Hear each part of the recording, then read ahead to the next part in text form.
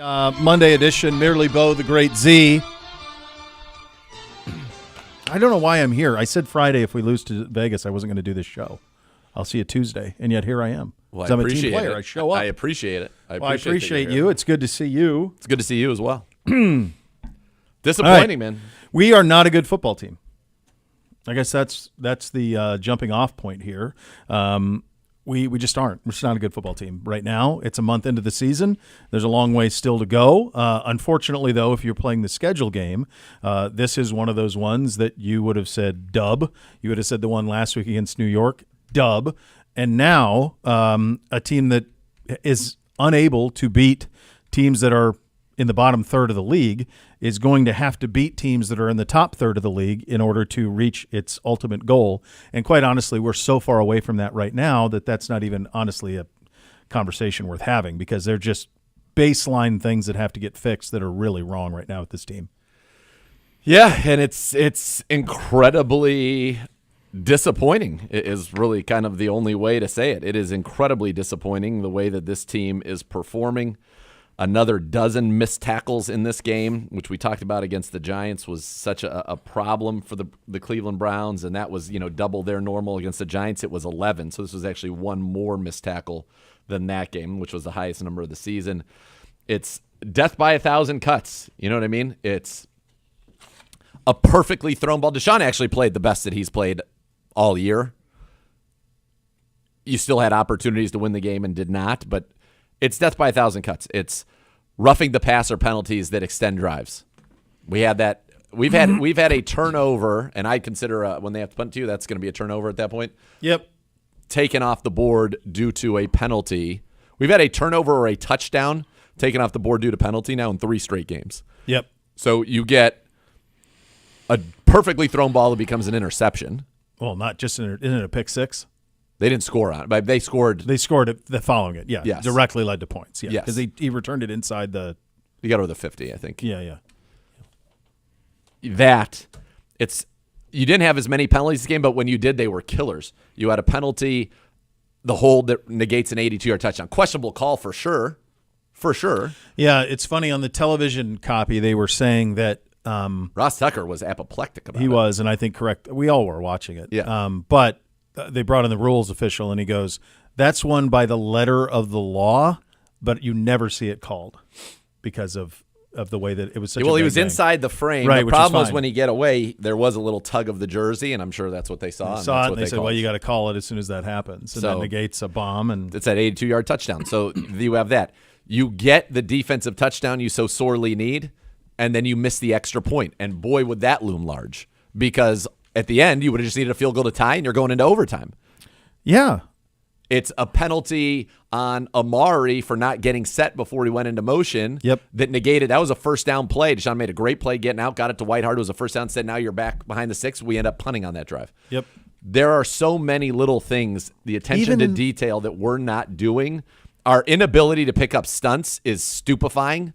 It's 4 games into the season. We still can't pick up a stunt. Yeah. It's crazy. We're not tackling. Our defense, again, if you hold a team to 20, you feel like, okay, that's enough to win.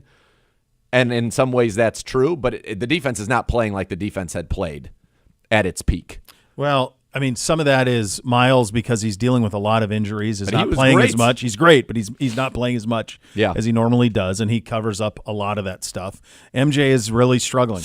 And he was so great last year, and we thought he was headed for a breakthrough season and all of those things, and maybe should have been a Pro Bowler last year. He's not playing to the level that you're accustomed to seeing him is. We haven't had Juan the whole time, but everybody's got injuries, so that's all part of it. I do this thing with allow me a quick story.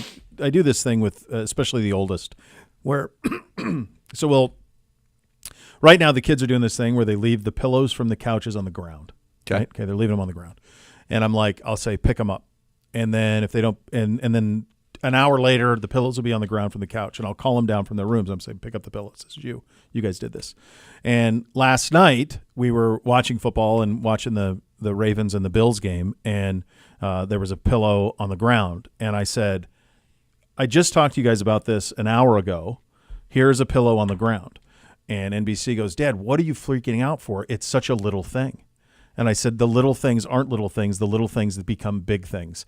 And my kids have allowed little things like picking up a pillow into become a behavioral thing that I quite frankly have a problem with. We, as a football team, do all of the little things wrong, and they're becoming enormous things. And that everything you just described is a little thing. Oh man, I missed an extra point. That's fine. It's one extra point. We'll get it back. Yeah, but compounded with a holding call, not getting lined up, not an inability to recognize a stunt. The idea to not have all 3 timeouts at the end, where we burn that timeout, that's essentially it. It's one play and you're done. And otherwise, the way you were playing defensively, you could have gotten a couple more shots. Is it one throw into the end zone? Maybe, but it's a chance. There's 1,000 little things. You said death by 1,000 cuts. It's 1,000 little things that have become one big thing. And the big thing is right now we're not a good football team. And it's all the little stuff. The hallmark of Stefanski teams were disciplined. There was plan. There was a process. The P's. Yep. The P's are gone, baby. They're out. Now, can you get them right? I don't know. But yeah, it's tough. It's really hard to watch, and it's not characteristically the way Kevin's teams have been, but it is a characteristic of this team. It's wildly undisciplined. The mistakes happen over and over and over again. Yep. And even when you're playing a team without its 2 best players, and this is a bad team. This Raiders team's a bad team. But they were without Adams. They were without Max Crosby. Like, this is as easy of a layup as you're going to get in the National Football League. Yep. And you couldn't do it. And offensively, you scored 1 touchdown. You're up 10-0. In an NFL game without Max Crosby, you scored 1 touchdown. Andy Dalton went in there last week and shredded him. 303 yards. With Max Crosby. 3 touchdowns. With Max Crosby and playing. Epps. And Devontae Adams playing offense for them. And they got smoked. It is stupefying. I don't know. It is. It's very tough. It's a very tough thing to watch because this was a team that the expectations were high. And it felt like justifiably so. And they just have not been able to play at the level at which they should. And we still don't have a 300-yard game. We still don't have a 20-point game. Every team that had played the Raiders had scored 20 points at least. You mentioned Carolina Panthers, how they shredded them. The Raiders outside of Max Crosby had 2 sacks combined through 3 games. Yep. They produced 3 yesterday. The Raiders had 151, I think it's 151 or 153 yards rushing for the season. Mm-hmm. For the season, and they had 152 in this game. Mm-hmm. Everything that you looked at going into this game of what it should be did not manifest itself. We score on the opening script. We've scored on our opening possession every time this year, 4 out of 4. Yeah. We have 3 touchdowns, a touchdown in 3 straight games. We were up 7-0 at home against the New York Giants and lost. We were up 10-0 against the Raiders. Up 10-0 against the Raiders and lost. It's dumbfounding. The defense is it almost feels kind of like hot cold is the way that I would describe the defense. Almost by halves.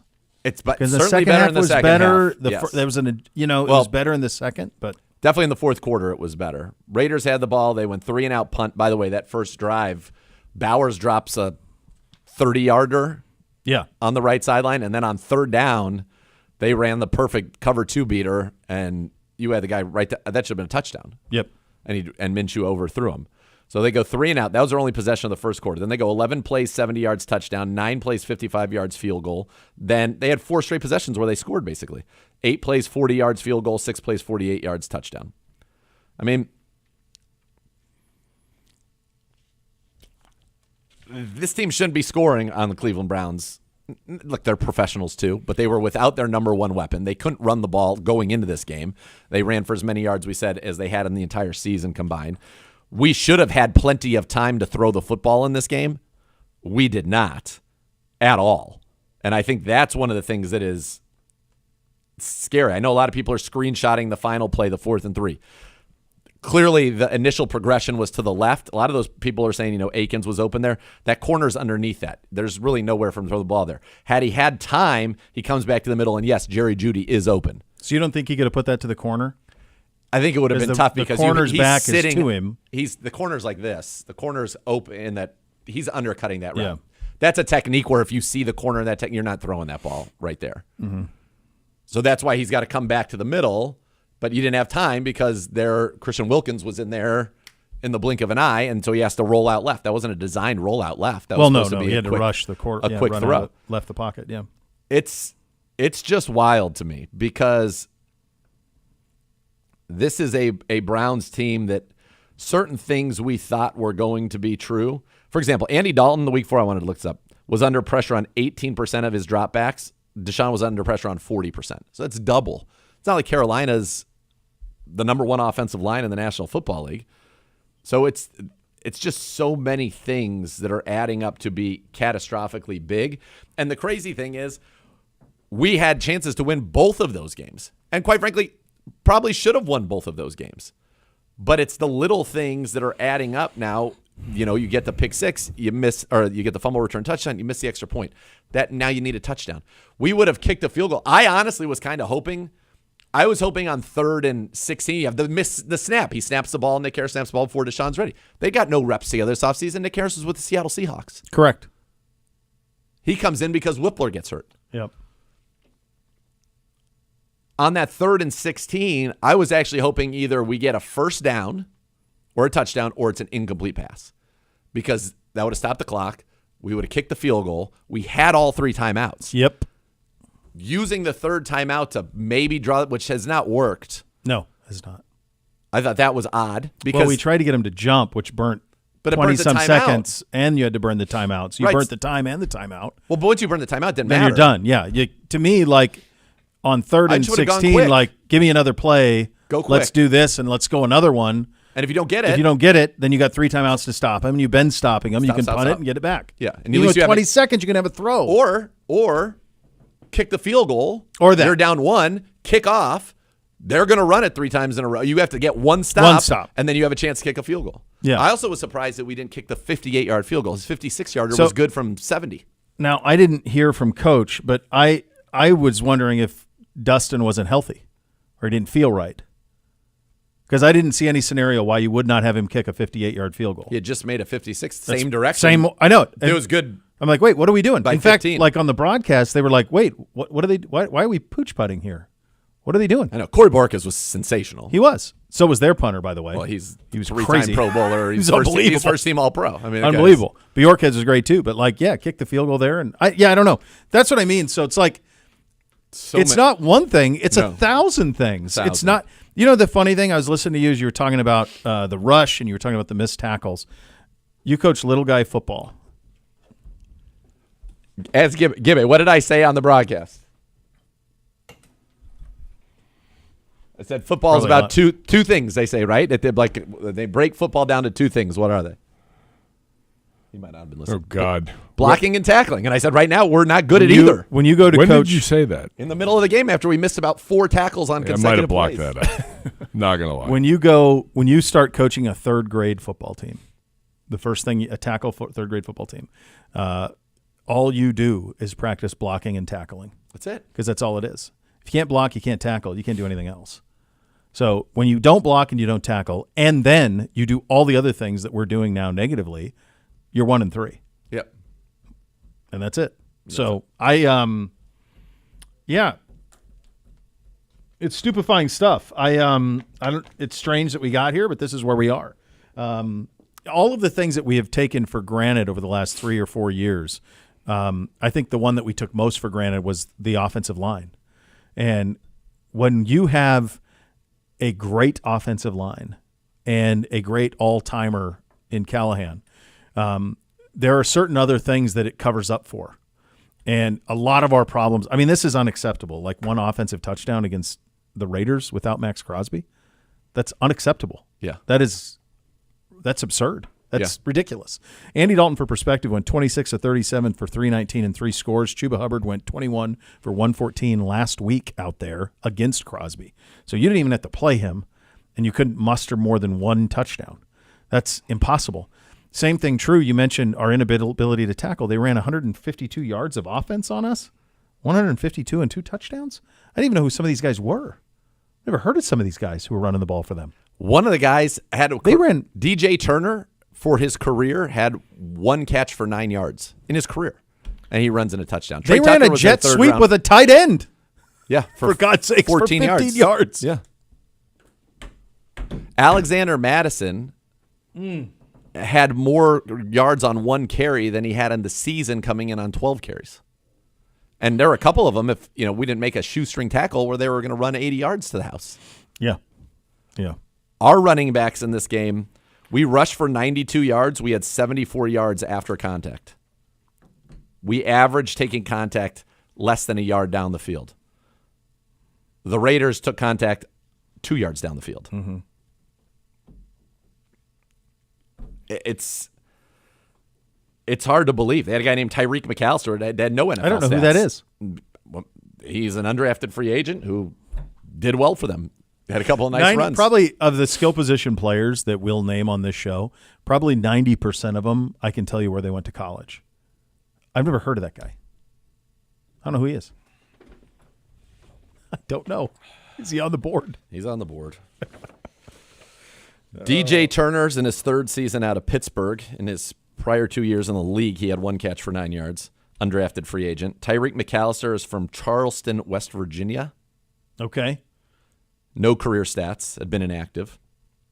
Trey Tucker was at Cincinnati. Well, he's a local kid, so I knew him. But the McAllister? First out of Charleston, and then it says West Virginia. West Virginia. Or maybe like Charleston, the College of Charleston in West Virginia. Yes. Not like College of Charleston. I don't know, man. I'll look and see. It doesn't matter. Here's the deal. This is going to get – if this – you want to talk about getting punched in the mouth, I'm going to give you the next four. Washington, who Jaden Daniels is off to the best start of any quarterback ever. That's right. Not rookie kids. Ever. 85% of his passes yesterday? He is shredding people. So you got them, and that, by the way, those folks haven't seen them in person in 3 weeks because they were at Cincinnati and then they were at Arizona. So what the best Washington has to offer, and that place used to be a cauldron, you're going to get on Sunday. Rocking. That place is going to be rocking. You got Doug Williams hugging the kid. It's like, not Carson Wentz and Major Tutty. Major Tutty ain't showing his face. You're going to have John Riggins getting people fired up. So you got Washington. Man, I just forgot how bad that booth is. Very difficult to see. It really is. It's the worst. Then Philly. In Philly. And now Philly has their problems, but my hunch is that they'll get a little A.J. healthy. Brown will be healthier by then. Devontae Smith will be healthier. by then. Saquon's been very good. Cincinnati. At home. Ravens at home. And then Ravens at home. And then Chargers at home, Chargers. which is not an easy. No, because they'll punch you in the mouth too. So I don't know. I mean, this to be 1-3 in this tranche is impossible. I mean, we said 3-1. That's what you in had any to be. way. That's what 3-1, you had to be. Now that's what you had to be. Yeah. No, it's tough. It's brutally tough. Some injury updates. Coach, by the way, will be his press conference at 2:45 today, so we'll have some updates on that. You'll also have the Joe Thomas half hour of the program coming up as well. Coach Stefanski saying yesterday that Ethan Posick has an ankle injury, Jordan Hicks with an elbow injury, MJ Emerson is in concussion protocol. If you're looking for a little bit of sun on an otherwise dreary Reaction Monday, the team intends to open Nick Chubb's 21-day practice window this week, per Tom Withers of the AP. Should that be the case, he would either have to play in one of the next 3 games or miss the rest of the season. So I was unaware of that part of the rule, that's the way that goes. So there's some good news. Yes, that is some good news. We needed some positivity here on this Monday. That's very good news, getting Nick Chubb back. But Nick Chubb is superhuman, but if he's getting hit within a yard of the line of scrimmage, he's not going to look superhuman. It's just right now our inability, even at the goal line, to generate an inch. We couldn't do it against the Jags, and I've seen other teams run the ball right in against Jags. We couldn't do it against the Raiders. I watched Carolina, Chuba Hubbard and Miles Sanders both just smash it right in from the goal line against them. Yep. We can't do it. No, we can't. Nope. Can't do it. Those are your hot topics today, presented by University Hospitals, official healthcare partner of your Cleveland Browns. You'll hear from some of our guys post-game from last night. We will go from the podium coming up next. As I mentioned, the Joe Thomas half hour around 2 o'clock. You have that to look forward to, which is very, very nice. We're off and running on a Reaction Monday. You listen to Cleveland Browns Daily. It's brought to you by Ballybet, sports betting partner of your Cleveland Browns, now live in Ohio on 850 ESPN Cleveland.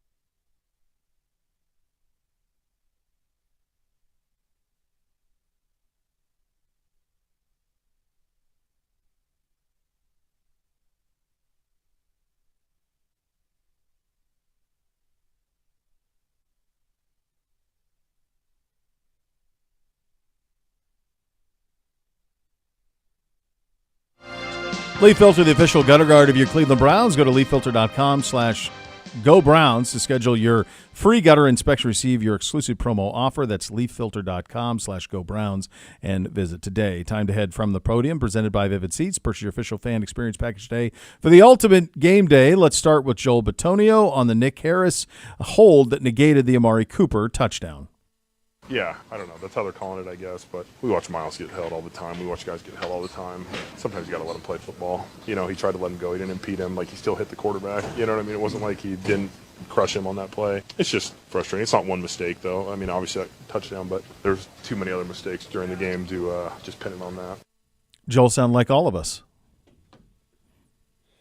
This is the reality of that one. Yeah. That's what we all thought, Joel. Yes. Right. What the hell, man? Right. That's a hold? Here's your quarterback, Deshaun Watson, on the struggles with the offensive line.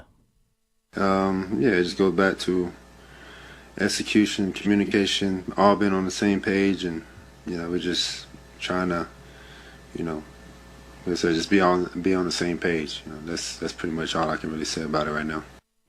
I think sometimes, and a lot's been made of that, like get all on the same page. I think sometimes, like, you have an athlete or a coach and they have to talk to the media, right? So you go to the media. They say, what happened? Well, where do you want me to begin? There's a lot that happened in the game. Why is the offense struggling? There's a lot of factors that are leading to the offense struggling.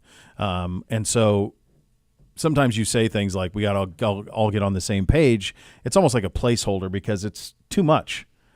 Like, what's wrong with a lot? Yeah. We're giving up a ton of pressure on the offensive line. Sometimes we miss stuff. We're dropping passes. Like all of the things that would any one of these things would be devastating, and we're doing them all. So when he says stuff like that, all on the same page, like some people, maybe there's problems behind. I don't know that it's that. I just think there is no execution across the board. No one's playing well. There's nobody on this team offensively, save for maybe Jerry Jeudy, who you could say they're killing it.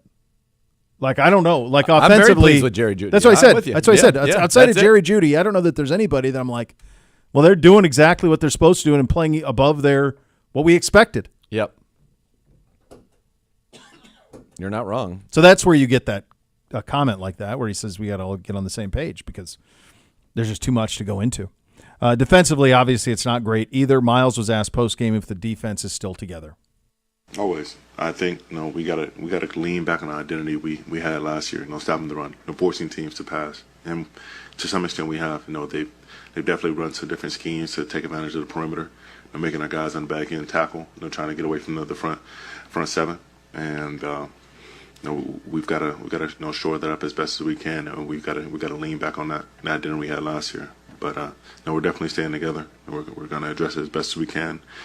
Tomorrow and the day after, and make sure we get back to our old ways as far as stopping the run, forcing teams to throw it quick, and then once we get a lead, put our ears back and rushing the hell out the ball.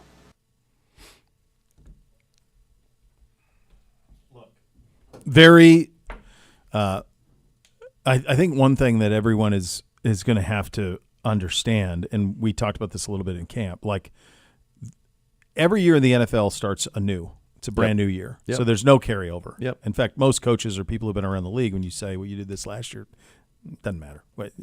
That's last year. And so the thinking that you would just step off right from where you were last year defensively was probably not something that was ever going to be in the cards. And the same thing I would say be true of the offense. Like, this team is so different than it was a year ago. And they're going to have to realize this is who they are and find a way to win in spite of it. Yes. So there are two things that are very difficult to kind of carry year to year, we'll call it. And those two things that are very difficult to carry year to year are your records in one-score games and then defense. Last year, the Browns started off 0-1 in a one-score game. They lost to the Steelers 26-22. Then you beat the Niners 1-1. You beat the Colts 2-1. Lose to the Seahawks 2-2. Beat the Ravens 3-2. Beat the Steelers 4-2. Beat the Jags 5-2. Beat the Bears 6-2. So you're 6-2 in one-score games in that season. This year, you're already 1-2 in one-score games. That's something that's difficult to carry over year after year after year. And then being the number one defense is something that's difficult to do year after year after year. I think it's the way that it is happening that is tough to watch. You're seeing so many missed tackles. Yep. So many missed tackles. That's a problem. Number one. Number two, penalties have been killers. Roughing the passers in the last 2 weeks have taken an interception off the board and a 3rd and long off the board where they were going to punt, a 4th and long off the board. And by the way, both drives continued to go on and produce points for the opponent. Mm-hmm. MJ is struggling. I think in some situations, we're putting him in situations. That's not what we want to say. Some situations, the coverages that he's playing are calling for him to be off. And I think that he is, because he's had some problems with Malik Neighbors, he's almost giving too much of a cushion. On 3rd and 3, you can't have a 10-yard cushion, so a guy just runs a 3-yard out, and it's the easiest first down in the world. So we're giving too much cushion at times, making things too easy for teams at times. It's just a combination of factors, And Ronnie Hickman has done a good job, but there are a few plays every game where he's out of position, and it costs us. A lot of little things. Yes, we've been beaten up, but we've been beaten up really since training camp. I mean, this team has not been close to healthy since training camp, but there are a lot of teams in the league that are hurt. Yesterday, the Raiders played us not only without Max Crosby, but Malcolm Kuntz, who was supposed to be their number 2 defensive end. There's Za'Darius. He's out for the whole year. So they didn't have either of their top 2 defensive ends. They're starting 2 rookies on their offensive line. DJ Glaze. What are we doing? Malcolm Kuntz, by the way, in 23 had 8 sacks for them. He didn't play either. So that's not an excuse. It's just so many little things that have been so bad and have contributed to a team that can't get it done. And we've been in position. We've had 5 possessions now as an offense, 5 possessions in the last 2 games in the fourth quarter where you could just go drive and go win the game. Go win the game. And we haven't been able to do it. And we've had a defense that has given up leads against the Giants and the Raiders. I'm not saying it's enough to be up 7-0 against Giants, but I'll tell you what, once you're up 7-0 against Giants, feels like you're going to win that game. 10-0 against the Raiders without Devontae Adams, feels like you should win that game. We only had one drive in this game, and this, I think, speaks also to the other. Our defense is playing fine. It's not playing as well as it's used to playing. Correct. It's middling. It's not number 1 in the league. We only had one drive that got to a 3rd series of downs, the first one. Everything else was 4 series. It's 8 plays or less. All the rest of them. I mean, you had 2 drives third of series 3. With 8 plays. 7 plays of the third series. That's a 4th down. That's a 4th down conversion to get there. No. Yeah, you're right. You're getting a first down. So you had 3 of them. You had one 8-play drive, one 7-play drive, one 15, and that's it. Everything else is 2 series and out. Your longest drive was 60 yards. Yeah, you had 4 drives where you got 2 first downs or more in the game. I mean, you had your time of possessions in the first half. I mean, the first one's 9:22, then 3:20 in punt, 1:52 kickoff, 1:32.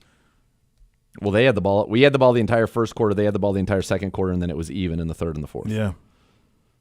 The offense is not sustaining drives, so that makes it harder too. No. And it's tough. It's all of those things, and then you can't make an extra point, and it changes the way you have to manage the end of the game. Dustin Hopkins, let me play this, and then we'll get back into this. It's Hopkins on the missed PAT. And I recognize that, man, I hurt the team today, and I expect better for myself. I expect better. I know that my teammates expect better from me. I think high expectations is a good thing, and I know what I'm capable of, and. So I'm disappointed that I didn't utilize the opportunities I got to help the team. But at the same time, knowing who I am and where my foundation lies, I'm excited to get back to work. I'm excited to try to keep getting better. So nothing you can hang your hat on at this point. No, it's this one stings. It's going to hurt a great deal. The Browns we've never been 1-3 under Kevin Stefanski. Mm-mm. This is uncharted territory. Yeah. We've been 2-1 every year, not 1-3. And it's only getting, to your point, harder. You are going to be an underdog. I would venture you will be an underdog in your next 4 games. You may not be favored again until November 17th, maybe. I think Against you'll be the favored Saints. over the chart. We'll see what they're like. But yeah, there's nothing to say you're going to be favored in New Orleans. Oh, yeah, that's at New Orleans. You're right. Yeah, I don't know. Chargers will be interesting, but the rest you'll be dogs. Yep. Yeah, it's not great, not ideal, and there are so many things wrong. Deshaun played his best game this year. Was it still enough? No. You got to produce more than 10 points. You're the quarterback, and I know that there are things that are not his fault. Could have been a touchdown to Amari. The other one would have had you, at their 30 on the interception? I mean, that was That was crazy. I mean, I don't know how many times I've seen that. I've seen balls go through people's hands, but to say where you've seen one that gets thrown into somebody's chest And then bounce and up. then pops up into the air. They got him in a quarters coverage. You run the deep dig, plenty of space. He puts it right on him. The ball hits Amari Cooper at the 33, pops right in the air, and they pick it off and run it back to midfield. So do you have it up? Yeah. Can you let me? He's got a good pocket. You get the exact look you want. You get the deep dig against the quarters. There's all this space in there. It's a two-man route where you really got Prochet on the side. All right. So And he drills it in there. So that was kind of the yeah, I mean it's the worst. It's as bad as can be. But the only thing I was curious about is if that linebacker who was flashing over flashed in front of his vision and he just blinked and that was it. Because there was nothing else to explain it. Like there's the guy who comes across right as the ball comes. Is this doing this again? It's doing it again, yeah. It's doing this. I again. mean, I don't know. it's man. over him. Yeah, but that's the only thing I could think of. Yeah, it's doing it. Now we're good? Never good. Okay. But it was, It right? was, yeah, Okay, yeah. It was happening. Um, No, that ball. No. That's the only thing. I mean, That's obviously, not. you catch it 100 times out of 100. The only thing I could think of is if that black flashed right in front and it caused him to blink, and that was it. Because it's pretty inexplicable to have one miss quite that badly on a guy who's typically – and he was so great the week before Yep. against New York. Caught everything. So, I don't know. It's one of the – look, when you're not doing any of the little stuff right, then the big things start to go against you too. And that's a holding penalty on Nick Harris. That's a ball bouncing off a chest. That's missing an extra point by a guy who normally doesn't. It's the management of the end of the game. All of those things. You don't get any of the breaks when you do all the little things wrong. And that's where we're at right now, is in that spot. We'll play some great clips of the game, go around the league as well, in which the rest of the AFC North, quite honestly, even in a loss, all look pretty dang good and formidable. We'll get to that coming up next. You're listening to Cleveland Browns Daily on 850 ESPN Cleveland.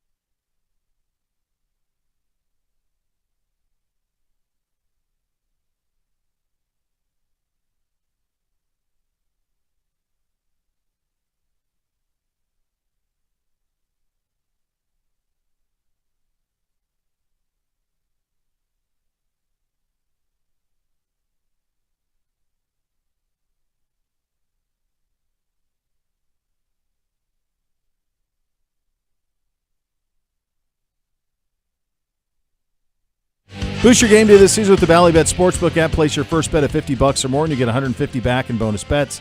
Bally Bet, official sports betting partner of your Cleveland Browns. Time for the Great Clips, great clip of the game. Great clips, it's going to be great. This is Rodney McLeod on the Scoop and Score in the fourth.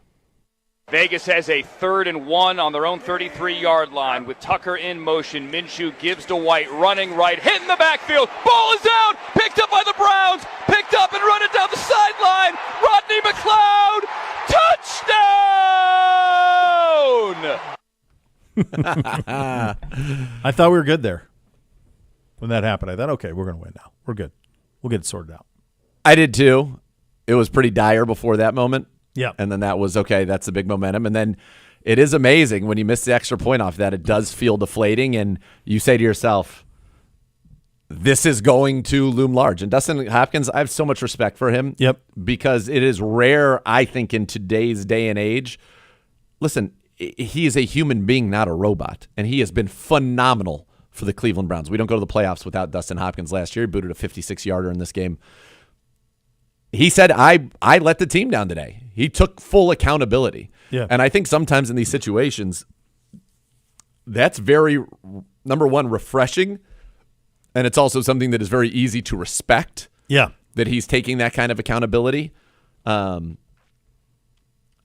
it loomed very, very large. Again, I thought that final sequence, I was either hoping on 3rd and 16 that we either incomplete pass or we got a first down or a touchdown or we got sacked, whatever it was. Sure. Not a sack. I wanted either the clock to stop it. We don't get it. Kick a field goal. You kick off. You have 3 timeouts. They're going to run it. And then maybe on 3rd down, they're going to try to pass for the game. And you just have to stop them and then get in field goal range again. It was, it's just such a tough loss. And these things, they matter. That's why the NFL is so great. College, to your point, is a little bit different now. And we obviously saw an incredible game between Alabama and Georgia. Yeah. Georgia can still very easily be the national champion. Yeah, their margin for error is thin. They probably can take on one more loss. One more, yeah.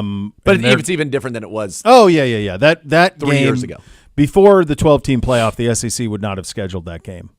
Like, they wouldn't have. So because of the 12-team playoff, they can, and that's why it got scheduled. And it was great. It was stunning. Yeah, truly. It really was. About as entertaining as you could be. It was funny when Georgia scored at the end. We were all at a corporate dinner, and I was like, I think they scored too fast. And then it was one play right back the other way. I'm like, I think maybe they scored too fast. I tweeted the same thing. I said it feels like Georgia is going to win 33-30, whatever it was. I think final score ended up 41-33. I think. Yeah. Yeah, it was 41-30. No, it was 41-33. No, 41-34 because it was 7. And I said I think Georgia's gonna win this game like 35-34. And then they scored and they went ahead. And then I was like, well, I think they're going to win this game 42-41. And then they didn't. But you would have believed it if they did. Of course. Because it was one play. It was like the NCAA video game, one after another. So like there is the margin for error there that there previously wasn't. Right now in the NFL, losing games that you should win have real consequences. 1-3. Teams that start the season 1-3 have, I think, a 13% chance of making the postseason. Teams that started the season 2-2, it was like 40%, and then 3-1, it was right around 50 or a little above. So I mean, it's a significant difference to be 1-3 and try to make the playoffs. Yeah, and the other this is a team that's that's the bar. I mean, this. Oh yeah. It's hard to imagine that now the way that everything's going and looking. It's a long at season. The next 5 games, it's very difficult. Some things are going to have to change fundamentally. I do think that the number one positive, if you're looking for one, and I understand that that's looking, is I do think this is the best that Watson played. I think honestly he responded to Christian Wilkins kind of jawing with him and stealing his towel and all of that. I think he kind of gave him some juice. And they both were at Clemson. I think there's some people that didn't. Oh, they didn't know that connection. Oh, I saw a lot of people being like, "Why is this guy messing with them?" No. They were. He talked about it last week at his availability. Yeah, right. They go way back. So I think that helped him. I think kind of get going a little bit. And the one thing though I was going to say about colleges is we're essentially in a spot that a 2-loss college football team would be in now with a 12-team playoff. The difference is that those college teams, if you win a rivalry game at the end, it's a successful season. Mm-hmm. there are no moral victories in the National Football League. If this team fails to reach the postseason, it will be a failure. Yes. There are college teams that if they fail to make the 12-team playoff, they'll still go to a bowl game. They can still beat their rival in the last game. There's joy that's out there. Yep. There's no joy in Mudville at 1-3, and there's no easy fix to it. There's no consolation prize. You have one job: make the playoffs. That's the job, and it's much more daunting where we are now, juxtaposed especially to what we saw yesterday in the NFL. And we'll do full around the NFL tomorrow, but you had Cincinnati go down to Carolina and handle their business and cover. You had Pittsburgh actually get down huge early and battle like crazy. Flacco played really well in reserve, and Justin Fields is an NFL quarterback in that system. Of course. He can throw it everywhere. By the way, I'm not happy about it because of where he's playing, but you and I were right about him at the Combine. Of course. Everyone kept saying he's no good. We're like, no, I think don't he get is. it. I think he is good. I think he is good. It turns out he is. I was going through his completion percentage increased every year in the league. All the things you wanted to see were there, and he's incredibly dangerous with his legs. On third down inside the red zone, they don't have somebody spy him. He just runs it in every time. Yeah, so they fought all the way back and had a chance to beat the Colts, who played a really good first half of football. By the way, I think they are a more dangerous offense with Cordero Patterson at running back than they are with anybody else. There's no question about that. They didn't have Jalen Warren in this game, but like Najee's nothing. Cordell gave him bounce. Yeah. He did. Yeah. They had one call back too. They really could have won the game. Pickens had it inside the 5, and he reached his hand out and fumbled. They really could have won that football game. Fine. And then Baltimore on Sunday Night Football Slumped. against the best team in the league. We said, is there one great team? It felt like it was Buffalo through 3 games, and I'm not saying that they're not now, but all of it just – the blackout, first play goes 87 yards. Like sometimes in the NFL, when it just starts to not go your way, it starts to not go your way, and that was the case last night. But even everything Todd was doing with Lamar was terrifying to me. Not just the fact that they got Derrick Henry going, but also like all of the stuff that he was doing, all this stuff I've never seen them do before, where they would do like the pump, he'd pump it, and then he'd hand it underneath. And the Justice Hill guy is like shot out of a cannon, like Darren Sproles. He's wearing 43, like all of his adds up. So they look terrifying. So not only are you off to a bad start, everybody else in the division is now righted. What's crazy to me about that game is Hill was their leading receiver, 6 catches for 78 yards. Mark Andrews had 1 target, no catches. Zay Flowers had 1 catch for 10 yards. Like, it's such an odd stat line. Lamar was 13 of 18 for 156. They ran for 271 yards in the game. Derrick Henry, when I'd said earlier, how much better of a rushing team does he make them? I still don't think fundamentally they're all that different, but what he does give them that Gus Edwards did not is the ability to have an 87-yard touchdown, and he still can do it, which is incredible. Someone that big, this far into a gold jacket career, moving like that, not being able to be caught by defensive backs in the NFL, and in fact pulling away from them, that is Thanos stuff. He hit like 21 miles an hour. Yeah. As soon as you knew he was gone, and no one got near him. No, that's they just ran. That's that's it. He can. No, that's can hum. What he gives them. No, yeah. He's a home run hitter. And it's always been true, but they're an incredibly dangerous front running team. They're the best front runners in the NFL. Yeah. Especially now with him. Yep. Because now they can hit you both ways with it. Honestly, Lamar fumbled going into half that would have made it 28-3. Yep. And he fumbled. And then Buffalo gave it back on a trick play. Well, and Keon Coleman dropped the ball that was down there. But was a perfect either way, the right team won based on the way those two teams played. So your division is what your division is. There's a lot of uneven play in the league. We're not the only ones. We're just the worst of it. I mean, but there's a lot of it. Tampa looks dreadful and gets smoked by Denver and then comes out and annihilates Philadelphia. It was like Bake was playing against Texas Tech. They had at one point they had 255 yards of offense, and this was like early in the second quarter. Yep. And Philly had 0. Yep. 0. I watched. It was one of the games I had on in the early window. 0. It's crazy. Minnesota Green Bay, while the final says 31-29, for the majority of that game was not that close. Weren't they up 28-0 at some point? Up 28-0, and I told you, I said I think if Malik Willis plays, they win because Love turned it over. He did 3 times. Yeah, at least. He threw what? I think he had Was I think he it had 3 4 touchdowns and interceptions. 3 picks? I think he had 3 picks. Yeah, he's the first. He's the last Green Bay quarterback to do that was Brett Favre, and he wore his jersey to the game. And it's appropriate. How about the Jets putting up 9 points?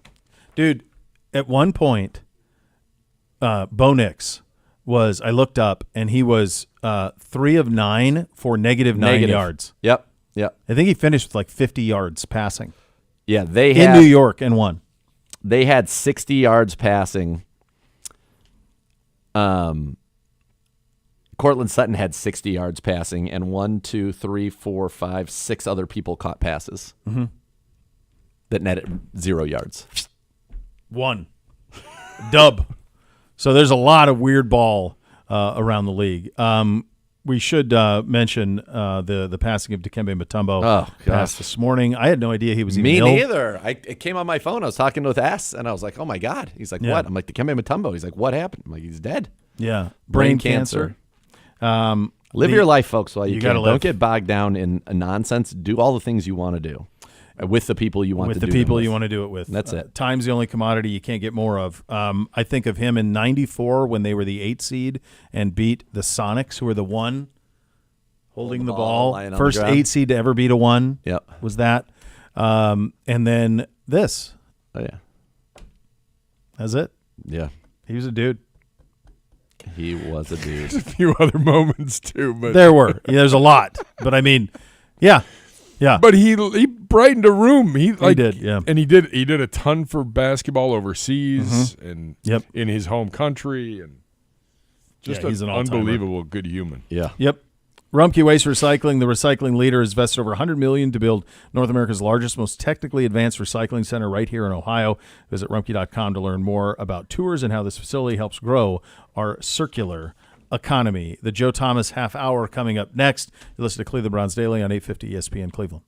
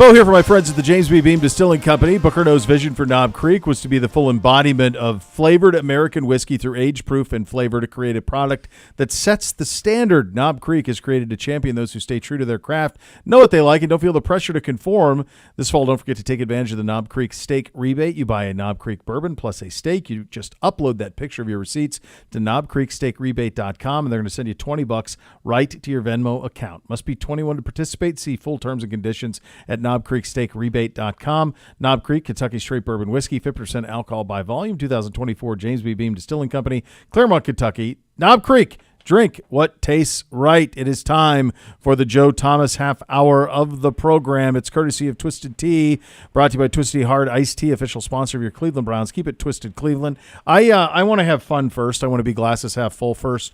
How was Oktoberfest, Hoff? Oh, baby. Let me tell you, Oktoberfest was everything and more. I really didn't expect to see the level of debauchery from all age groups. I mean, from the little kids that were there acting foolish to like 60, 70-year-old adults. It was great. I think it was so cool because it was such like a melting pot of ages and cultures. Apparently the weekend that I was there, which is the second weekend, is considered like Italian weekend, where like everybody from Italy comes up and celebrates. So like a quarter of the crowd was like rambunctious Italians that couldn't hold their liquor, which was a direct quote from the security director at Augustiner, who happens to also be our special teams coach. He said, yeah, had to break a lot of fights this weekend because it's Italian weekend, and we know what happens. They can't hold their booze, and they always get in fights. But it was so much fun. It was an incredible like experience for me to be there with a bunch of the guys that I coach and some of my coaches, Germans, that I think made the experience probably a little different than if I would have just gone over there with some of my buddies from the States, because you really could like feel the passion and the culture when they're singing some of these folk songs in German that they've been singing, since they were kids. And it was amazing. At least that's what they tell me. I don't remember a whole lot from it. I'm home, somewhat in pieces, but still alive. And it was amazing. Highly recommend anybody, if you get an opportunity to go out there, to definitely experience Oktoberfest, or the Wiesn as they call it, because you will not forget it. It will be a joyous experience for sure. Hoff, when you were in, across the pond for as long as you were, you come back, you go back. How were you received upon return? Were people as joyous for your good times as we are? Yeah, it was great. Because I talked to the guys during the season about, hey, after the season, the week after the championship game, I got a couple tables. We're going to go to Wiesn together and just kind of celebrate the season. At the time, we were thinking, hopefully we'll celebrate a championship, but if not, it'll be our last chance to, say goodbye. And so I missed like the end of the year get together. They had, kind of a get together meeting. I think a couple guys hung out or whatever, but I was already home at that point.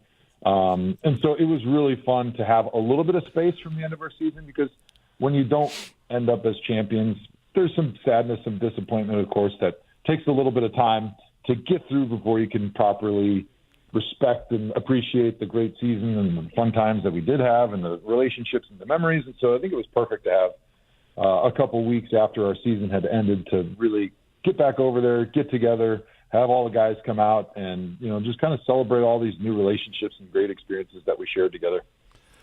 Hoff, I had no doubt that you would be well received upon returning to Germany. I was more concerned with the reception once you returned back to America after going back to Germany for more fun. That's more what I was curious about. Yeah. I got the silent treatment, which was probably good when I got home, because I didn't want to talk to anybody last night. When I got in, I was still hurting a bit. I love it, Hop. Well, listen, thank you for making us laugh and bringing us joy. Because that's all we needed. We needed it. Because as you know, things are not very joyous right here, right now. 1-3, another disappointing loss, death by 1,000 cuts. Again, little things becoming big things. What do you make of this Browns team, and how can we turn this around? Well, I'll start with a little bit of positive. After watching that game, I thought the Browns did a better job at least eliminating some of their penalties. That was something that really hurt us so much in the first few games, was having penalties on first down, and then you're just getting behind the sticks and then your quarterback presses, and he's not taking easy throws. He's trying to get the ball down the field to make up some of the lost yardage. So at least they were able to reduce the penalties. I thought from a protection scheme standpoint, it seemed like they did some more 7-man protections, a little bit more play action to give Deshaun a little bit more time and, more importantly, space in the pocket. You know, he's a guy that he's not Tom Brady. He's not 2 steps and throw the ball, right? That's not where he's at his best. That's not who he is. And so I thought Dorsey did a nice job calling a few more of those 7-man protections where he has space to kind of push the ball down the field. But if the throws aren't there, he can at least find space to scramble, get out, extend the play. And I thought that benefited us a lot. And it seemed like Deshaun was more confident, because my final maybe bright moment was it seemed like Deshaun played better. He was more decisive, seemed more confident, was more in command. And I think we all know that this team's going to go as far as the quarterback's going to take us. And he had not played well at all to start the season. But you're seeing improvement. You're seeing some of the things that, you know, he was doing when he was in Houston, throwing the ball down the field, but also just taking some easy throws when they're there. You know, not every play has to be scramble around and throw a big touchdown. So I was happy that he made some progress in the game. And, you know, I think you're feeling a little bit differently about things had Amari caught one of those throws that bounced off his chest and turned into an interception, or the ticky-tack holding on Nick Harris that went for a huge touchdown. Like, that can kind of change the game. You know, certainly I think you win the game if either of those two things had happened, and certainly you don't expect Amari to catch or to drop an easy catch that's in his chest. And in the NFL, you don't expect the holding call that Nick Harris got called for to be called for holding. So we feel a little bit differently if those things happen. Obviously, It didn't. So now we feel a certain type of way today. But I think when you do have a chance to just sit back and say, all right, did our quarterback play better? Is he making the progress we need? I think you could at least be positive about the steps that he took in that game and the feel that Dorsey has calling the game for him. Hoff, what did you use the word ticky-tack to describe the Nick Harris hold? What did you make of that in real time, and then once you saw the replay in terms of the call, the timing of the call, all of it? Yeah, I mean, obviously the timing of the call makes you more furious because he was not beat. So in the NFL, holding is blocking, and it's not called as a penalty in the rule books until the defensive player beats your feet. So he gets outside of the framework of your body, and you're restricting him from trying to get where he wants to go. Momentary restriction is just part of the game, right? Unless you're just clearly beat bad and you just grab them. That's something. But when you're blocking somebody and all of a sudden the quarterback starts to step up or leaves the pocket, you have to have, and they give you a split second to be able to let go or to move your feet to readjust before it's considered a hold. And I didn't think after watching that Nick Harris did anything that should have been called for holding in that situation. And I guess I'm not entirely clear on how the Sky Judge is working right now in the NFL. I know there's been times I'm listening to games when they say, oh, you know, upon further review, or we heard from New York or whatever, like, okay, it should have been a penalty or it shouldn't.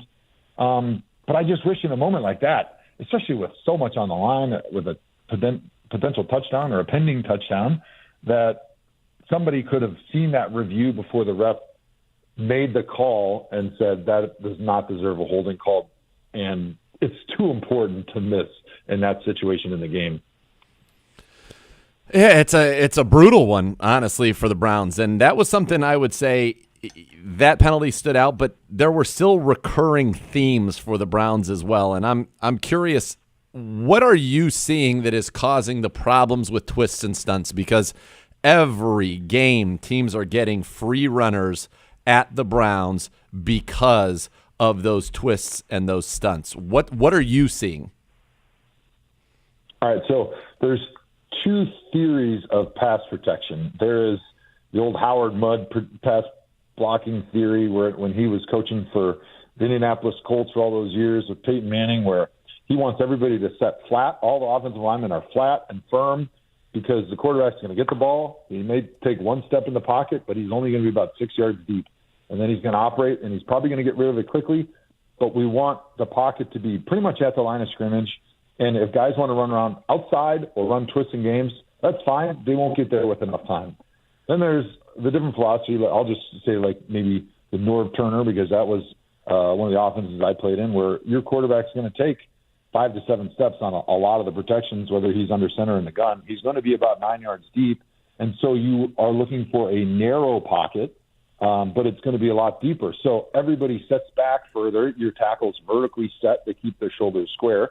And you're building, instead of a short and wide pocket, you're building a long and narrow pocket. And because the tackles aren't gaining any width, they obviously can't gain width in the pocket, but they are giving you a much better ability to prevent stunts and twists, because when you get a stunt and twist, typically it's when the defensive tackle penetrates in the B gap, which is between the guard and the tackle, and he's able to pick the hip of the tackle, and then the defensive end loops around, and then now it's a 2-on-1 on the guard. If your center is sliding in that direction, as I was a left tackle, I always think of it from my perspective. Yep. Center is going left.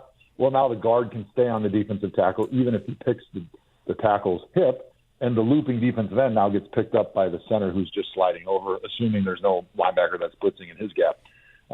But the problem is Deshaun is a narrow and deep pocket guy, right? Because he gets the ball, he drops back deep, he likes to be able to see the field like that. He hangs onto the ball a little bit longer than your Tom Brady's, your Peyton Manning type guys. But the problem is our tackles are setting with too much width, and they're turning their shoulders too much. And so they're getting picked by those defensive tackles too consistently, and no matter what the guards are trying to do to be able to protect the hip of the offensive tackle, because they're not staying square and they're not being vertical, they're just continually getting picked, and then the pocket gets collapsed because there's not any firmness as the guards are trying to take two guys at the same time.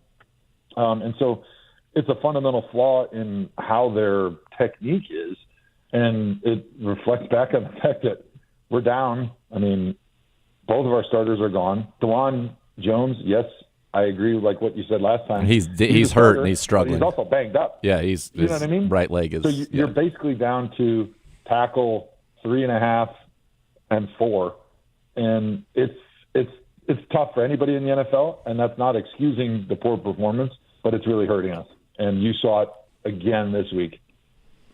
So the thing is, nothing's going to change on that front, probably. It's hard to get healthy in the middle of a season. Wyatt's out for a while. Posick, we'll hear from Coach here in a half hour to see where Ethan is on that. And who knows with Jed and Jack, obviously not looking good based on what we had last week. So now that we know all of those things, and those are finite, Hoff, how do you win football games? Like, what would you do offensively to get this team to score 20 points in a game? We scored just one offensive touchdown against an Oakland team that give up 30-some the week before to Carolina.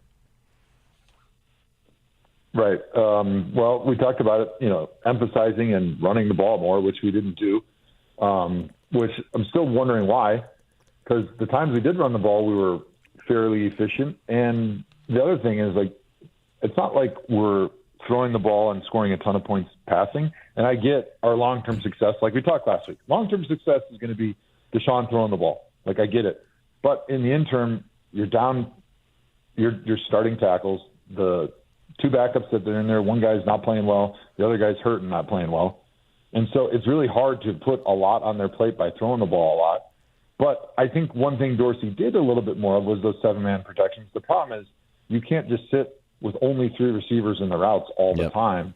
And so I think, to me, the answer is 7-man protections like we did, play action like we did, but you have to sprinkle in more runs. You can't just say, okay, our answer is 7-man protections, because they're easy to beat. Like, okay, they're running 7-man protections. Well, we're just going to blitz to the tight end and the running back, because now those guys are one-on-one. And we're going to get home because you're probably running deeper routes when you have a 7-man protection. So I think you just need to sprinkle in more runs. You can't just be such a pass-dominant team. It's frustrating, and we're struggling to run the ball too, which is another problem, right? We're not even getting a yard down the field before our running backs are taking contact this season, and that's very tough to deal with. And then, speaking of run, you flip it around, Hoff, the Raiders were the worst rush team in the NFL coming into this game. They rushed for as many yards against the Browns in Week 4 as they had rushed for in Weeks 1 through 3 combined. How do you make sense of that? And what's kind of – the defense still has been good, but it has not been maybe perhaps what we had thought it was going to be coming off of last season.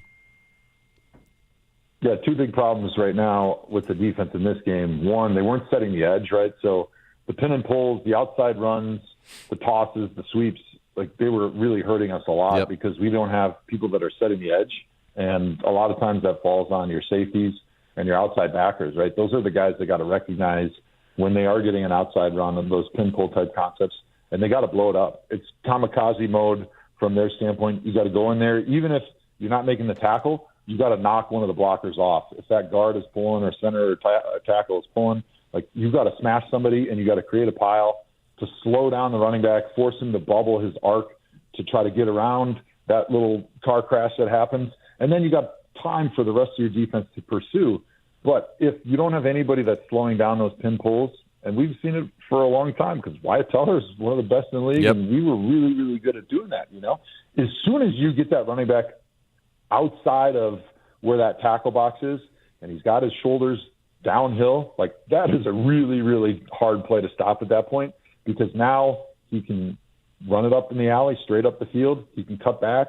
He can go outside, but he is running straight, and he's a big, fast man, and all your tacklers now are coming in and trying to tackle on an angle, which, as anybody that's taken math class, like when you start adding cosines and sines and stuff, like you're losing power, you're losing your force when you're coming in and trying to tackle somebody on an angle. And so I think slowing that down with better edge setters on the outside is really, really going to be key, and then better tackling, right? And that's the other thing. Like when you get those guys on the outside, you got to be able to wrap up. You can't think in that moment when this guy's on the outside, oh, I'm going to try to come in there with my shoulder, do the old Romeo Cornell. He used to say, we don't want any block tackles. Don't go in there and block them. Put your arms around them, put your head in front, wrap them up, and then the second guy can come in and try to force a turnover. I know that the defense hasn't forced many turnovers this season, and so that's probably been an emphasis from Jim Schwartz, like, hey, let's get the ball back.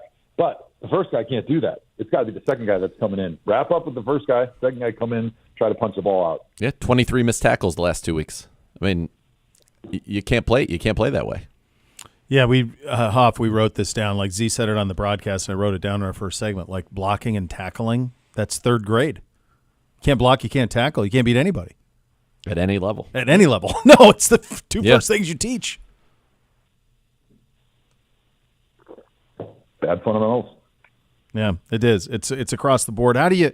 Obviously, you know the operation here. The idea was go make the postseason, make the playoffs, get in it, division, go win the division. All of those things were kind of the things we're thinking. At 1-3, that's a tall task. How do you get this train back on the tracks? You're staring down Washington, Philly, Cincinnati, Baltimore, L.A. Those are your next 5 before the bye week. How do you, if you're Kevin Stefanski, you're Jim Schwartz, how do you get the train back on the tracks here?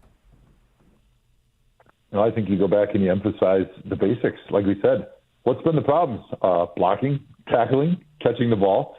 And I think what you hope is that the stress, the anxiety, that all gets ratcheted up. You know, it obviously starts from within as a player, but it comes also from your coaches, letting them know how important every single detail that you do during the week is, because you're going to get what you emphasize. You can't emphasize everything, but you can emphasize a few things, and you're going to get some of that. And I think when you do ratchet up that stress in that building, which certainly it will be because of where you are and where your expectations were, you're going to get a higher level of focus from those guys.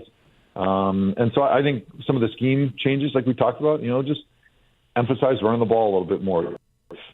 We feel like our long-term success is going to be throwing it. We still have to have more runs that are going to be getting called. We need to ratchet up the intensity of the practices and the focus, and the players need to understand, hey, this is kind of like make or break part of the season. You're not out of it by any means. I mean, you're 1-3, but the division is not going to be won by somebody that's 13-4. There's going to be 10 wins, 11 wins, maybe win the division. So it's not like it's over, but you haven't played well enough right now to beat some poor teams. So what's it like now when you're going to start playing some really, really good teams? Can you raise your level of intensity and find a way to be the best version of yourself here as you have a much tougher stretch coming up? In some ways, though, and this is, I don't know, Bo, if you agree with this or not, but I thought if we were going to see a team that was able to kind of flip the switch, ratchet up the intensity, not take anyone lightly, we would have seen it this week, coming off of a very disappointing home loss to the Giants. And you got up 10-0 in this game against a Raiders team that was without its 2 best players and didn't win. And it was almost like they kind of let up a little bit. I don't know what it is, but I would have thought we would have seen a team that was going to say after that Giants game, okay, we got to go take care of our business, and we didn't see that. Yeah, you got a Raiders team that got challenged by their head coach after their game saying, hey, they're going to start making business decisions. So you knew that they were going to be ready, and you felt like they were going to ratchet up their intensity. But you also expected the Browns to do the same thing coming off that Giants win. They didn't. They started well, right? Hey, beautiful. You go down the field right off the bat, you get up 10-0, but then it's like they let the gas off. And I don't know, sometimes you wonder, all right, is that because of youth and experience? Is it because they don't understand the level of intensity and focus you have to have throughout a game? You know, maybe there's nobody in the offensive side or the defensive side that's helping with that leadership, that motivation, that inspiration that some guys need from play to play. But they definitely are not playing 60 minutes of focused, intense football the way a team that should be extremely hungry to save their season needs to. How do you make sense of this league, Hoff? I saw we get Washington this week, and I'm looking at this before the season. We said, okay, rookie quarterback, our defense, we should be able to handle our business. Jaden Daniels, through his first four NFL starts, 82.1% completion percentage. That's the best ever, not by a rookie, Hoff. Ever. Better than Manning or Brady or Breeze or anybody who was great. No one has completed that percentage of passes through their first 4 games. How do you make sense of this? Well, I guess I can't. There's no making sense of it. It's crazy. You, but the great thing about the NFL, the thing I love about it, the reason it's the most popular sport league by far in North America, and it's becoming maybe the most popular league in the world, is because of the parity. You don't get that in any other league. Like the teams that you think are going to stink, all of a sudden they get 1 or 2 players, maybe a new coach, a new wrinkle here or there, and they're playing lights out. They're like, nobody would have expected the Commanders to do anything going into the season. We thought they were just trash. And even look at what the Panthers did. Like everybody was kind of laughing at them like they were clowns that deserved to be in college football. All of a sudden they put Andy Dalton in there, and they're winning games. They didn't win last week, but playing very competitive down the stretch. And so it's just so competitive and equal from top to bottom that the tiniest details are the difference between winning and losing. And then all of a sudden you gain a little confidence in what you're doing, like with the Commanders right now. And they're rolling. I mean, 42-14 over the Cardinals. Now, we don't think the Cardinals are great, but Cardinals might go around and they might beat the Chiefs next weekend. Not that they're playing the Chiefs, but you get what I'm saying. Like it's a league that's just full of parity. And I think for players to realize that, you know, this is not the old NCAA college football anymore where you can kind of cakewalk through the season and you're going to have a few hard games. Like legitimately every week you think you know who the bums are. There is no bums in the NFL. You got to be ready every single time you line up to be playing absolutely your best football or you're going to get beat. Corey Bojorquez on Sunday punted the ball 5 times for 316 yards, 63 average, 50 net. By the way, came in the game leading the league in punting yardage. I'm sure he is still the leader in punting yardage. Yeah. The punter for the Washington Commanders has punted once in the last 3 games. That had to happen in this one, too. It happened in this one because he did not. He didn't in the previous 2. They were scored. 1 punt away. I think they had a turnover as well. Okay. So they had 2 possessions that didn't end in scores. The previous 2 games, every possession ended in a score. This is being done by a quarterback who, when he left Arizona State, nobody was sure he could play the position. Being orchestrated by a coach who was somehow stumbled into the job of Arizona Cardinals head coach with Kyler and was thrown out from that point on. But the two of them see the game the same way, and you have this improbable marriage. And Dan Quinn is Dan the Quinn head coach. retread. I mean, it's wild. Yeah, it's wild. It is cool. a long season. And I think maybe one of the themes that you're going to look at in the NFL, and this is something that Belichick picked up on a long time ago, is like wherever the league is going, whatever everybody's doing, let's just do the opposite, because you're going to be able to pick up some players that maybe don't fit into most people's systems. So there's an arbitrage there. You're going to be able to find a quarterback, maybe not first overall, but they'll be a little bit lower for you that you can put into your system and that they'll see the game the same way. But I think you also don't see that type of game being played all that often. And it's really hard in the middle of your season, let's say for a defense, to go and play somebody who's completely different, whose offense is different, whose quarterback looks at the game differently. He makes different reads.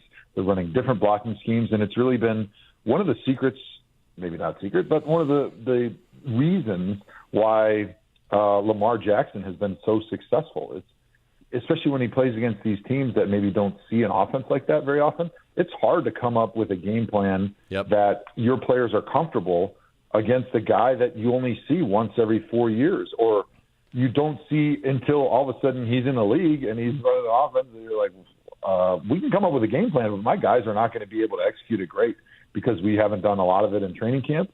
We certainly don't see it from our own team when we're going good on good in practice. And so I think that is one of the huge benefits that Washington has right now is they're doing stuff on offense that's different than what everybody else is doing, and it makes it really hard to defend. It'll be interesting to see because I don't know if you guys remember, but with Cliff in Arizona, they were always really good the first kind of 8 games or so of the season offensively, and then it would be tricks are figured out, and then they would kind of really take a swoon. I don't know if that's going to happen here. They're a very impressive team. Their run blocking is excellent. Daniels can get himself out of trouble if he needs to. McLaurin's back involved. They got Zach Ertz, a nice veteran. They're a tough team, man. They are fun football team to watch. You know, Hoff, you were talking about the quarterback. You'll find one. The top 5 quarterbacks in the NFL by rating. Number 1, Sam Darnold is number 1. He's been on the scrap heap at how many places? He's number 1 in the NFL in passing rating. Josh Allen's 2. Okay, fair. MVP, knew all of that. Isn't that same draft? Yes. No. He's in the Baker draft. Oh, Baker's in that draft. Yeah. So Baker went 1, then Darnold 2. Then Allen, and then Lamar Jackson later, and then Rosen was the one who fell. So Darnold, Allen are 1, 2. He just failed. Jaden Daniels is 3. Yep. Baker's 4. Okay, same draft. And then Burrow is 5 because Flacco only played the one game. Otherwise, he'd be tied with Burrow for 5th. But Burrow's 5. So and of those, you can get them all over the place. Burrow was the one name that you would say Burrow and Allen are the 2 that you thought would be there coming into this year. Yeah, for sure. Yeah. They come from all sorts of places. To Hoff's point, I'll get you out of here on this one. My hunch is you don't have any more plans to head back to Germany. Is that correct? In the near future, we need to know when he's coming to Cleveland. Well, true. Yeah, November I'll be back for the NFL game, but that's it. Yeah. Okay. If you lived there for a long time, give me one thing in everyday German life society that you would like to bring stateside? Veg beer.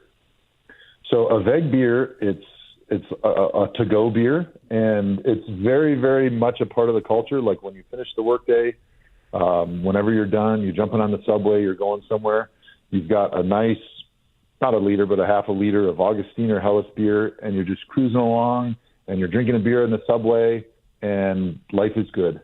And it's called a Veg beer, and it was like one of the first German-ish phrases, words that I learned, and I thought it was the coolest thing because it's just like life is good. That was just when you look at that snapshot and you see somebody and they're having a Veg beer, it's like they're in a good spot right now. And I wish we did that because there's no open container over there. I think they're more responsible probably with their alcohol than we are somehow.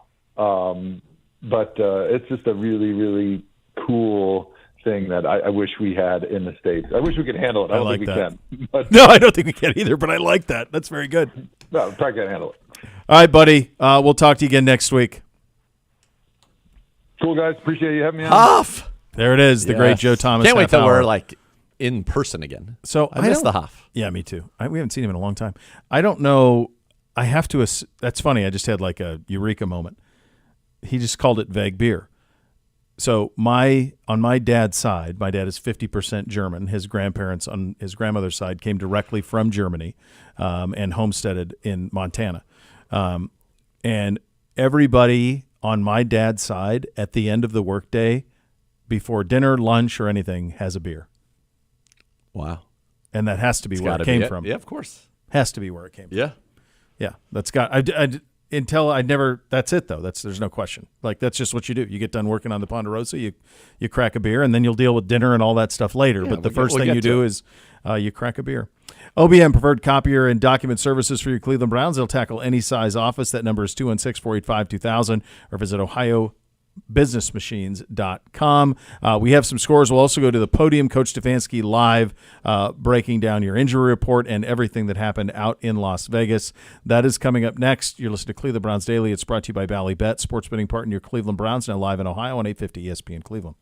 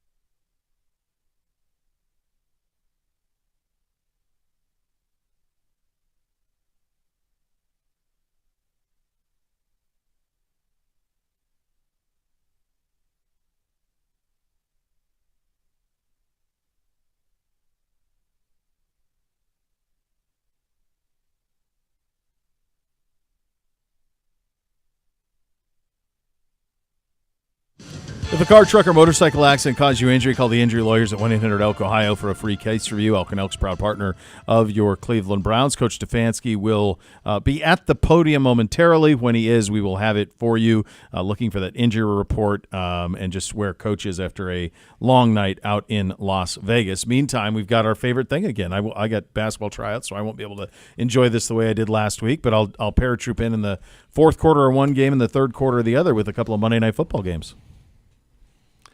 I like it. Who doesn't? Works for me. Yeah, exactly. 7:30, 8:15, is that where they are? Yeah. Titans, Dolphins. Tyler Huntley playing quarterback. Yeah. For Miami. Bishop, lead us off. Yeah, I'm going to just kind of go with, I think that Miami is just a better coach team at the moment. I think Levis will be doing something stupid. Hundley won't throw it to the other team. I like Miami winning kind of a close game, but I think they do get Waddle and Tyreek going a little bit. I like Miami winning 24-14. Same. Yeah, I think this is a get-right game for Miami. Huntley, he can make some throws. He will make some plays with his legs. They still have a good defense. Yeah. I just think they're a better team. This isn't going to be the Skylar Thompson Dolphins. This will be Huntley can play. We've seen it. Yeah. Guy's a Pro Bowler. Pro Bowler. Right now. He's a Pro Bowler. Pro Bowler. I witnessed it. Yeah. Game number 2, the Leons in the special edition uniforms. Sheesh. Playing host to Seattle. Unbeaten Seahawks visiting the Leons. Zagura. This is a tough one. This one feels too obvious. It feels like I can make a compelling case both ways. I think Seattle is an elite backdoor candidate in this one. Like it, yeah. At the same time, it feels like a larger number because it's in the Vegas zone for a Detroit team that's kind of been a little up and down, to be honest. And Seattle's been pretty tough. Seattle really hasn't beaten anybody though. You got the black unis. They look good.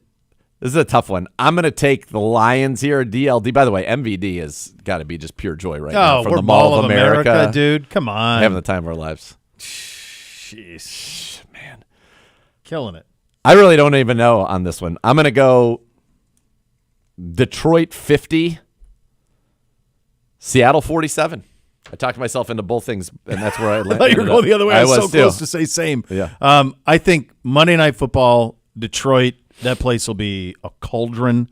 The black uniforms, they are putting Calvin Johnson into the ring of honor. Those two were not seeing eye to eye for the longest time. They finally got that right. So Megatron will be there. I think it just feels like one of those things where the city of Detroit kind of has their night. You're right. They haven't been great this year, but feels like a little bit of a get right. I think they're better than the way they've played. They've made some stupid mistakes. Goff's thrown some terrible interceptions. Yep. If they just play clean, I think they can handle Seattle. I'm going to go same but different. I'm going to go Lions winning it 42-34.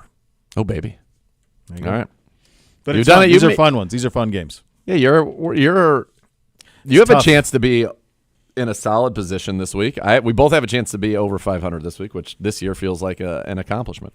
I think that if you think about this weekend, last weekend perfectly summed it up, where you had several multiple-digit dogs win. Yep. I think there was some return to normalcy, but also the idea that like Denver could go to New York and not complete offensive passes and win is crazy. Rodgers seems like he's enjoying none of this. Garrett Wilson put him on a milk carton. He's locked down. They're not seeing eye to eye at all. Surtain followed him. Surtain's unbelievable. He is good. He followed him everywhere, and he's done that with everybody like that they played. Rodgers or not. Rodgers doesn't seem to like I can't imagine that they are. But it's a crazy week to week in the league, and trying to make sense of it. A little bit of return to normalcy. Some of these teams are just catastrophically injured. We talked about us. We've talked about the 49ers, the Rams, the Eagles. The Niners handled their business, though. Did you see they did. Did you see the loss of Rashee Rice? Yeah. Mahomes throws a pick and then kind of barrels into his leg. Yep. So he was my, I think, 3rd round pick or 4th round pick. No McCaffrey until November. Me and our first pick was McCaffrey, and our second pick was A.J. Brown. They played a combined one game. Should have asked the HOF if he ran into your running back. Yeah. Did you see him over there? Yeah. And should have asked him. I wonder what treatment. Do you know I guarantee the HOF knows the doctor he's going to see. I'm sure. Because it's a small world. Yeah. Yeah. Hasn't like LeBron. Patrick Mahomes is 17th in the league in passing. Yeah. Four. Didn't like 4-0? Brady go over to Germany at some point? Kobe did. Kobe did. LeBron did too, didn't LeBron did. Kobe did. Yeah. That's what you do. They do the platelet stuff, right? Yeah. Where they do that and then they redistribute it. Yeah. No, it's nuts. Minnesota was up 28-0 at Green Bay. 28-0. Craziness, absolutely craziness around the league. And you're right. I thought that Washington would beat Arizona, but house them is because Arizona's played teams well. Yeah, all year they've been really frisky and have played teams well, and they got absolutely bombed in this game. Yeah, there was the other one that was really brutal was there's a couple ones that had to do with the scores. One was Houston. Was it Houston? Yeah, Houston, Jacksonville. Could have been a safety on the last play. They ruled as forward progress. Listen, Jacksonville's side of that deserved to win the entire game. Yes. So it would have been, an epically bad beat, but it would have been nice because we had Houston. Yeah, Falcons too, by the way that ended for them, how they beat the Saints by 2. By the way, if you have access to those uniforms and you don't wear them all the time, you're out of your mind. Well, you can wear the black lids with them too, Fine. but that logo, that red helmet, it was spectacular. Yeah, that one looked spectacular. I don't know if Anthony Richardson will ever play consistently for Indianapolis. So I watched, obviously, some of that game. We were there early. There was a 2-play sequence. The first one, he hits Michael Pittman in the tightest window possible in between 4 guys for like a 30-yard gain. Yep. The very next play, they're given like a 10-yard cushion. Pittman runs a 5-yard out. There isn't even a defender in the screen. And Pittman's a big guy, 6'4". Sure is. Couldn't even get a fingertip on it. No. The ball was thrown like practically into the stands. I know. It's like, how do you I don't know. I don't know. No. We'll go, and obviously we got one thing tomorrow. There's a lot. We don't get to do it often. I do enjoy when we play at 4. Yeah. Because you actually get to I get to consume the league much better. Yeah. So it was fun. It was fun watching them. How was Vegas? It's great. As an NFL setup.